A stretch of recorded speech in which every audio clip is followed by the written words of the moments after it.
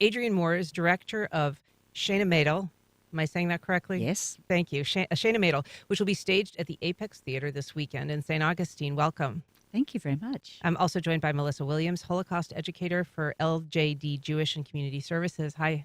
Good morning.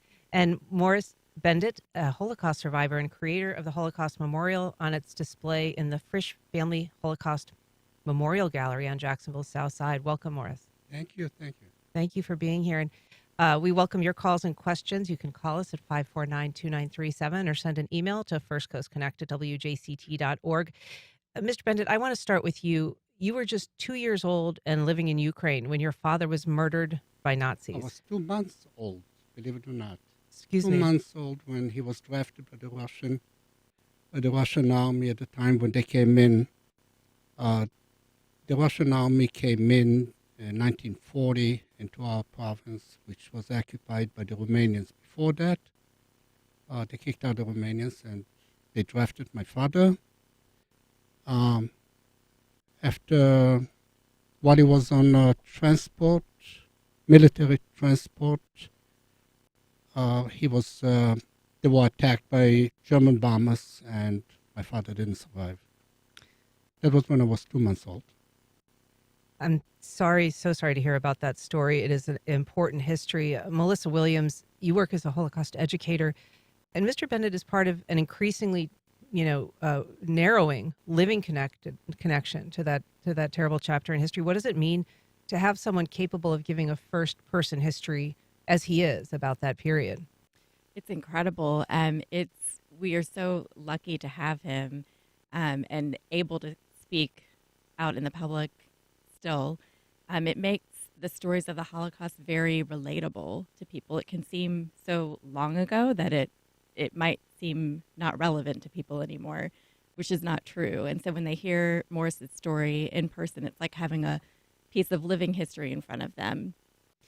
And there has been, a very unfortunate trend towards Holocaust skepticism or outright denial. I think The Economist did a study that found 1 in every 5 Americans ages 18 to 29 believe that the Holocaust was a myth.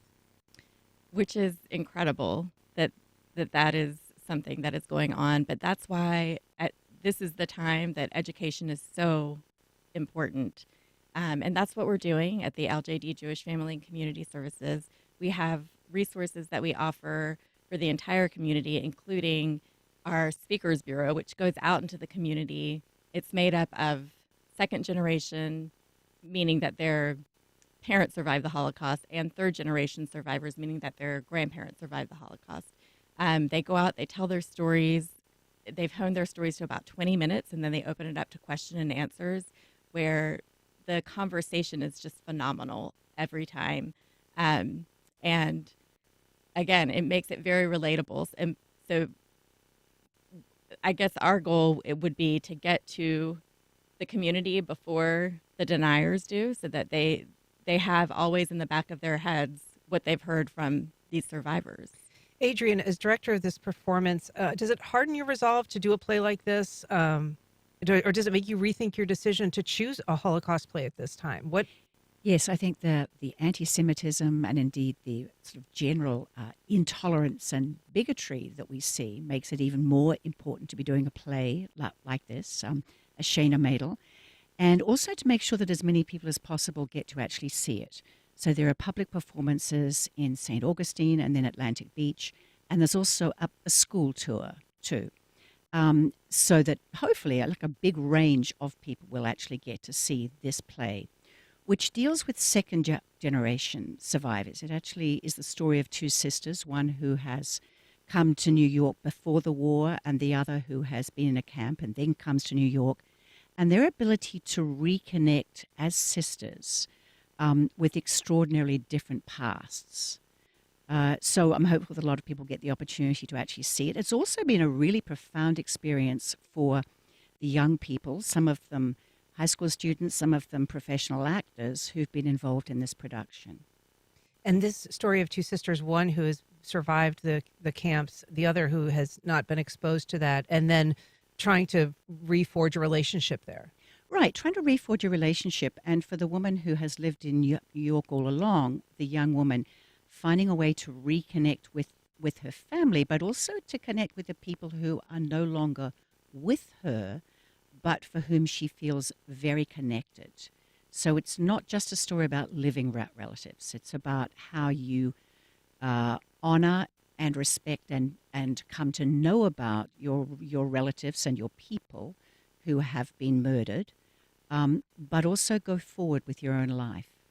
Mr. Bendit, we've learned a lot in recent years about generational trauma when it comes to major genocidal events like this. That first generation survivors, have a different trauma, but their families also endure a lot of that pain. How do you personally process, your experiences, the suffering that your family endured, and the lives that were lost? Well, I started off very young at it, and it seemed like it was part of my life from the beginning, from the Holocaust started while I was still young, very young. We were liberated. I was already 4.5 years old by the Russian army. And we always, of course, we hanged out, well, don't mean hanged out, but we were together with whoever remained in the family, or tried to stay together. And of course, friends and neighbors. And where I grew up, I would say the majority were really Holocaust survivors, whoever was left from our section of the world, which was in Ukraine. And you very narrowly survived. You were being nursed by your mother on, kind of a very difficult set of circumstances, walking and through very cold weather. Yeah, we were transported to a province in Ukraine called Transnistria, which was a 16,000 square mile, but 132 towns and villages. But all those villages, the ones that lived over there, did not open the door to help us out at all. That was in Ukraine. And we were forced, the moment we got into that province, which is called Transnistria, we were right away marching. Not me, of course. I was being carried by my mother, and then was she tired, my grandmother took over. That's how I survived, I guess. No food, and the cold weather in the winter, it used to come down to 40 below zero. And we were marching from town to town, village to village. I will tell you that the play Shayna Maidel runs Friday night with matinees on Saturday and Sunday at the Waterworks in St. Augustine. I've been speaking to Melissa Williams, Adrianne Moore, and Morris Bendit. Thank you all for being here. Thank you. Thank you.